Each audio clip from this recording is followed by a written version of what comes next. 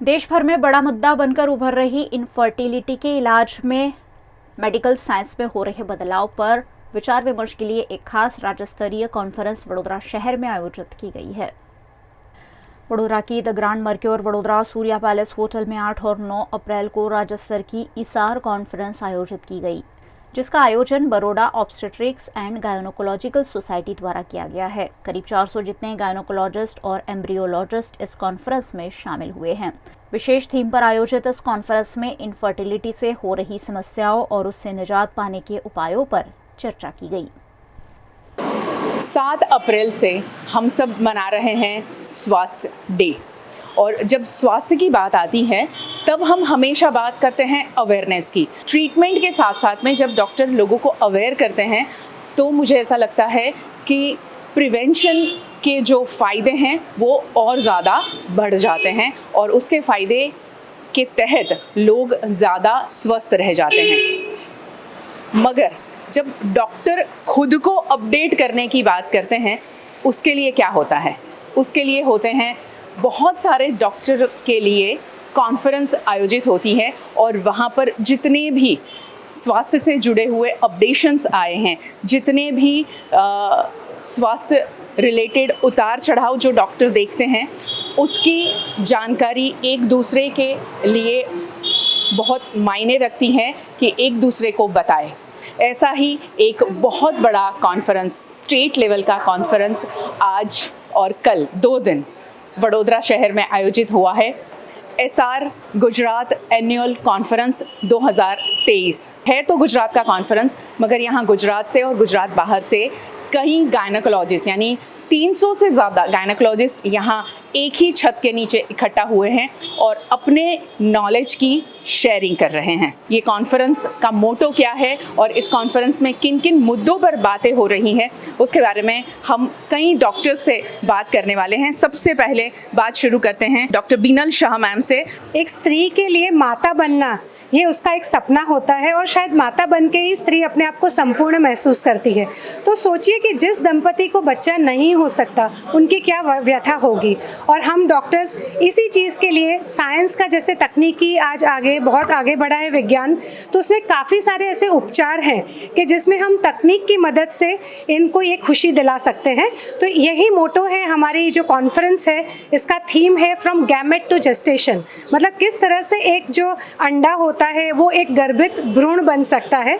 तो that is the theme of the conference. अब इस कॉन्फ्रेंस में किन किन मुद्दों पर, जैसे मैम ने थोड़ा जिक्र तो किया, बट और क्या मुद्दे हैं जिस पर डिस्कशन हो रहा है और अपना नॉलेज शेयरिंग कर रहे हैं आप सभी डॉक्टर मिलकर एक दूसरे के साथ? जो निसंतान दंपतियां जो है, जिसका जो भारतीय स्तर पे जिसका जो एसोसिएशन है, उसका ये गुजरात चैप्टर है और यहाँ पे आज 300 से भी अधिक, 400 से भी अधिक डॉक्टर्स जमा हुए हैं जो अपने विषय के अंदर निसंतान जो तकलीफ़ होती है, उसकी जो बांझपन जो है, उसके लिए उसकी तकलीफ़ का हल करने की बहुत से पर्याय हैं।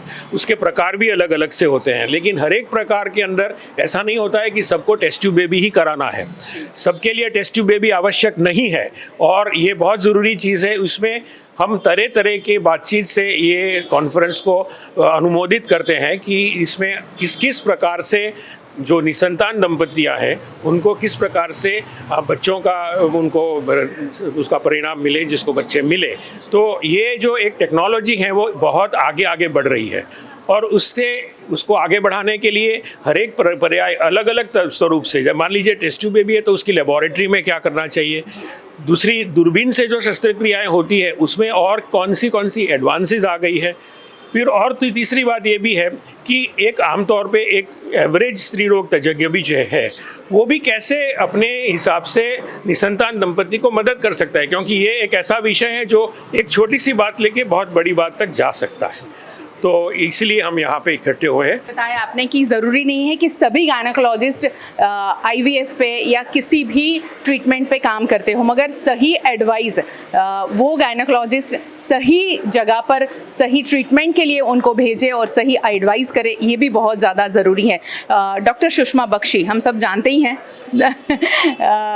मैम, आप बरसों से प्रैक्टिस कर रही हैं बीइंग ए गायनोकोलॉजिस्ट और आईवीएफ में भी आपकी एक्सपर्टीज़ है, तो इस कॉन्फ्रेंस से किस तरह का फ़ायदा होगा इन सभी डॉक्टर्स जो यहाँ इकट्ठा हुए हैं? मतलब ख़ास करके ये बताना ज़रूरी है लोगों को कि बच्चा होने के लिए सिर्फ दवाइयाँ नहीं होती है, टेस्ट ट्यूब बेबी वही एक चीज़ नहीं होती है। अच्छा स्वास्थ्य, अच्छी खुराक, लाइफस्टाइल चेंजेस, ये सब चीज़ें बहुत ज़रूरी होती है और सही टाइम पे प्रेगनेंसी करें वो भी बहुत ज़रूरी होता है।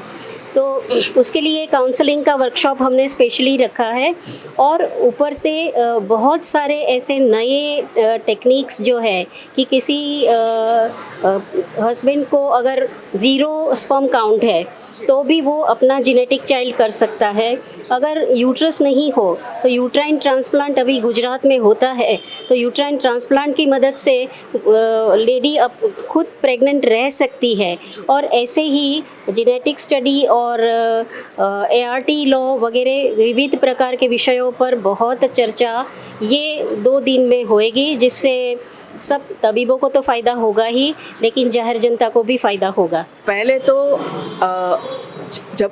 जब अच्छी एज होती है तभी बच्चा प्लान कर लेना चाहिए, तो तभी तक वो सब स्वास्थ्य अच्छा रहता है, तो रिजल्ट भी जल्दी आता है। अगर by chance pregnancy late plan करनी है ड्यू टू कैरियर ओरिएंटेशन, तो काफ़ी सुविधा होती है। एक फ्रीजिंग भी होता है, जब अर्ली एज में एग निकाल लो और फ्रीज कर लो, बाद में जब भी आपकी इच्छा है, शादी हुए, तभी बच्चा प्लान कर सकते हैं। That is one thing. Second thing, lifestyle modification is a must for the proper reproductive health. इसमें आई वुड से कि स्त्री और पुरुष दोनों की हेल्थ अच्छी होनी चाहिए। इट इज़ नॉट दैट कि only female is responsible for that. वो मेल पार्टनर के लिए भी काफ़ी कुछ नॉर्म्स हैं, वो भी फॉलो करने चाहिए। So this are the few things by which they can do the better result. Thank you so much.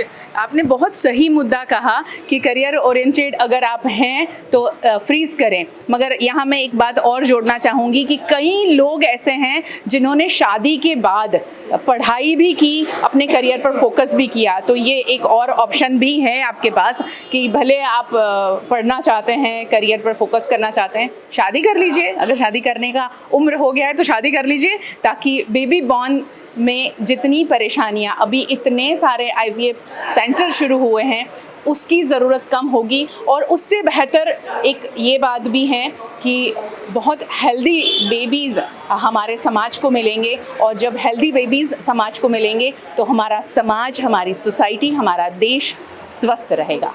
Pallavi ma'am, एक बहुत बड़ा अचीवमेंट कहूँगी मैं ये वडोदरा के लिए, वडोदरा के सभी गायनोकोलॉजिस्ट के लिए, जिसमें आप भी हिस्सा ले रही हैं। ये इतना बड़ा कॉन्फ्रेंस हो रहा है, किस मुद्दे पर आप बात करने वाली हैं मैम? बेसिकली ये जो इतना बड़ा इवेंट है, इसको पूरा अगर देखा जाए तो डिवाइड किया गया कि स्टूडेंट्स PG एक्टिविटीज़ का इन्वॉल्वमेंट है, फिर जैसे जिन लोगों की शादी नहीं हुई तो एग फ्रीजिंग, सोशल फ्रीजिंग, फिर जिनको प्रॉब्लम हो रही है, जिनके उम्र ज़्यादा है, बच्चे नॉर्मल नहीं आते, उसके लिए जेनेटिक इम्प्लांटेशन या जेनेटिक टेस्टिंग होता है उसके लिए। और एक और होता है सब्जेक्ट IVF रिलेटेड, कि जैसे छोटे बच्चे होते हैं, कैंसर्स हो जाते हैं, तो उसको हम फर्टिलिटी प्रिजर्वेशन बोलते हैं। तो वो बायोलॉजिकल प्रिजर्वेशन, जैसे कोई किसी को करियर एक्सटेंड करना है और उनके एग्स रख देने हैं, स्पर्म्स रख देने हैं, तो ये एक बात हो गई। कभी कभी कैंसर हो जाता है तो इनको कुछ रेडिएशंस लेने होते हैं, कुछ कीमोथेरेपीज़ लेने होते हैं, तो जो ऑन्कोसर्जन्स होते हैं या ऑन्कोफिजिशियंस होते हैं वो हमारे यहाँ पे भेजते हैं कि इनके गमिट स्टोर करिए, इनके पूरे डिजीजेस, पूरा इनका ट्रीटमेंट ख़त्म हो जाएगा। When they grow old, when they are into, when they get married, तो उनकी वो गमिट्स यूज़ करके फिर उनका बच्चा हम उनको वापस कर सकते हैं। So that is called age fertility preservation, कि जिनको ऑलरेडी कुछ कैंसर से लगता, सो इसमें एक एक करके हर एक चीज़ को अलग अलग से कंसिडर किया है। And mainly today we were talking counselling के इन पीड़ित लोगों के लिए किस तरह से उनको बात करके उनका स्ट्रेस कम करेंगे, मॉरल सपोर्ट करेंगे, तो काउंसलिंग और फर्टिलिटी प्रिजर्वेशन, तो ये मेरा मेन टॉपिक्स रहे। मैं मेनली कंसंट्रेट करते हैं कि एक बार ये प्रेगनेंसी रह जाए आईवीएफ से या naturally, I am mainly practising in sonography towards. एक बार प्रेगनेंसी रह गई तो बाद में वो प्रेगनेंसी को कैसे मॉनिटर करते हैं, वो कौन सी चीज़ होती है जिसको ज़्यादा डिटेल में हमें देखना रहता है कि अगर नॉर्मल प्रेगनेंसी है तो क्या देखेंगे, अगर आईवीएफ है तो क्या देखेंगे, अगर यंग एज है तो क्या देखेंगे, अगर एल्डर एज है तो क्या देखेंगे। ये सब चीज़ों पे कंसंट्रेट करने वाले भी टॉपिक हमने ये कॉन्फ्रेंस में इंक्लूड किए हैं, जिसमें हम सारे डॉक्टरों को उसके बारे में थोड़ा अवेयर करवाएंगे। और मेनली बड़ौदा के लिए बहुत ही गर्व की बात होगी कि यहाँ पे हमने मोर देन 400 गायनेक डॉक्टर्स को ये सब चीज़ें सिखाने के लिए और ये सब इंफॉर्मेशन उनको देने के लिए इनवाइट किया है, और they are here for us. हम जो टॉपिक पे चर्चा करने वाले हैं that is the one of the most important and common topic, endometriosis and infertility. Endometriosis यानी कि जैसा पीरियड्स लड़की मेंसेस में होती है तो मेंसेस जैसे आता है वैसे उनके बॉडी के दूसरे भागों में भी ऐसा ब्लड कलेक्ट होता है, और ऐसा यूट्रस के आजू बाजू अंडपिंड और ओवरीज में भी कलेक्शन होता है, जिसकी वजह से प्रेगनेंसी रहने में तकलीफ पड़ती है। तो उसके और दूसरा ये एंडोमेट्रियोसिस की वजह से ओवेरियन रिजर्व भी कम होता जाता है। तो how to prevent save the endometriotic ovarian reserve due to endometriosis, वो उसके ऊपर हम चर्चा करने वाले हैं। और उससे एंडोमेट्रियोसिस का कैसे रिलीफ होता है, क्या करें तो एंडोमेट्रियोसिस ज़्यादा नहीं फैलता है। और दूसरा कि एंडोमेट्रियोसिस की वजह से बच्चा जो आता है वो आईवीएफ टेक्निक उसमें ज़्यादा चलती है कि आईवीएफ टेक्निक से हम अच्छा बच्चा खुद का हो सकता है। इसीलिए नहीं आगे बोला एम्ब्रियो फ्यूज़न, एम्ब्रियो अपना जब भी एंडोमेट्रियोसिस की सर्जरी करने से पहले काफ़ी लोग अपना एम्ब्रियो अपना जो ओवम्स होते हैं वो फ्रीज करवा देते हैं, क्रायो प्रिजर्वेशन करवा देते हैं, बाद में सर्जरी करवाते हैं। तो results are good with the cryopreservation. इसी पे हम चर्चा करने वाले। मैम ये कॉन्फ्रेंस वैसे आप लोगों के लिए तो बहुत मायने रखता है, मगर पेशेंट्स के लिए ये बहुत ज़्यादा फ़ायदेमंद होने वाला है। तो आपका क्या टॉपिक है? हाँ, मेरा टॉपिक है, आप जैसे जानते हो इतने सब लोगों ने आप बताया हुआ है कि अत्याधुनिक टेक्निक्स आईवीएफ पद्धति में जो हम चेंजेस कर सकते हैं। क्योंकि जब एक कपल आईवीएफ प्रेगनेंसी के लिए जाता है तो वो बहुत सारी चीज़ें दांव पे लगा के जाता है। एक साइकोलॉजिकली बहुत ज़्यादा एक्सपेक्टेशंस होते हैं, फाइनेंशियली पेशेंट ने इतना सारा अपना रख के आईवीएफ करवाया होता है। तो मेरा टॉपिक है कि जब ये आईवीएफ फेलियर होता है, और एक बार नहीं, 2 बार नहीं, 3 बार सपोज आईवीएफ फेलियर हो, तो फिर कपल्स को बहुत बड़ी हताशा होती है। तो उसके लिए जो माइक्रोस्कोपिक लेवल पे क्या हम कर सकते हैं, क्या फॉल्ट्स होते हैं गर्भाशय में, अंडाशय में या गर्भाशय की लाइनिंग में, जहाँ पे most important part of IVF जो इम्प्लांटेशन हम बोलते हैं, जहाँ भ्रूण बनता है, अगर उस लेवल पे जो बहुत बड़े चेंजेस आते हैं और वो अच्छा रहा तो सब अच्छा रहता है। तो हम उस टॉपिक पे डिस्कस कर रहे हैं कि उसमें हम क्या इम्प्रूवमेंट्स ला सकते हैं, ताकि जब हम एक पेशेंट का आईवीएफ कर रहे हैं तो उसे हम at least 80 to 90% clinical pregnancy rate और एक घर लेके जाए ऐसा बच्चा दे सके। वेरी नाइस, बहुत अच्छा टॉपिक है। थैंक यू सो मच हमसे बात करने के लिए।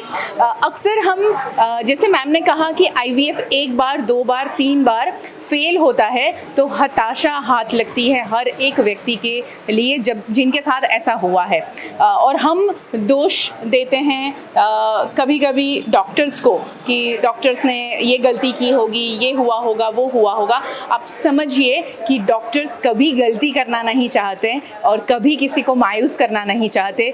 उसी की वजह है कि ये कॉन्फ्रेंस आयोजित हुआ है। 2 दिन हर एक डॉक्टर अपने पास जो नॉलेज है और जो टेक्निक में इजाफा हुआ है वो सारी चीज़ें इन 2 दिन के कॉन्फ्रेंस में डिस्कस होने वाली है, ताकि हर एक पेशेंट को मायूसी हाथ न लगे और ज़्यादा से ज़्यादा खुशियाँ हर डॉक्टर बांट सके। मैम आप भी कुछ कहना चाहेंगे please? IVF so starting with the basic, जब भी किसी को कंसीव करना होता है तो अगर कपल को जैसे प्रॉब्लम है रिलेशंस रखने में, तो उस चीज़ को कैसे ट्रीट करना है, अगर बहुत मोटापा है, प्रेगनेंसी रह जा रही है, ये सारे टॉपिक्स भी इस कॉन्फ्रेंस में हम लोगों ने कवर किए हैं। काफ़ी बार कपल्स आते हैं, they are not very friendly with us, या they are not so, we do have that feeling ना शाय, जैसे हम सेक्स के बारे में बात नहीं करेंगे। अगर उन्हें इंटरकोर्स करने में प्रॉब्लम हो रहा है तो वो बहुत ओपन नहीं होते हैं। अभी भी इंडियन कल्चर में ये है, they feel hesitate while talking about something that is very personal। तो वो चीज़ें कैसे हैंडल करना है, कैसे टैकल करना है, वो सारी चीज़ें भी हम इस वर्कशॉप में या इस जो 2 दिन की कॉन्फ्रेंस है उसमें we are going to cover up.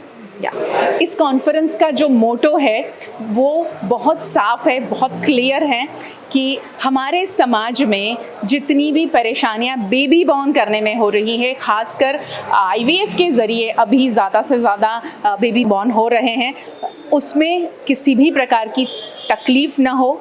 और जो हमारे समाज में एक टैग जब महिला के पीछे लग जाता है, बांझ, जिसे बच्चे नहीं होते हैं, उस महिला के पीछे वो टैग किसी भी लड़की के पीछे, किसी भी महिला के पीछे न लगे, उसके लिए इस कॉन्फ्रेंस का आयोजन हुआ है। और इस कॉन्फ्रेंस के ज़रिए ज़्यादा से ज़्यादा लोग, ज़्यादा से ज़्यादा डॉक्टर्स नॉलेज इकट्ठा करके जाएंगे और समाज में अपनी सेवाएं देने की कोशिश करेंगे।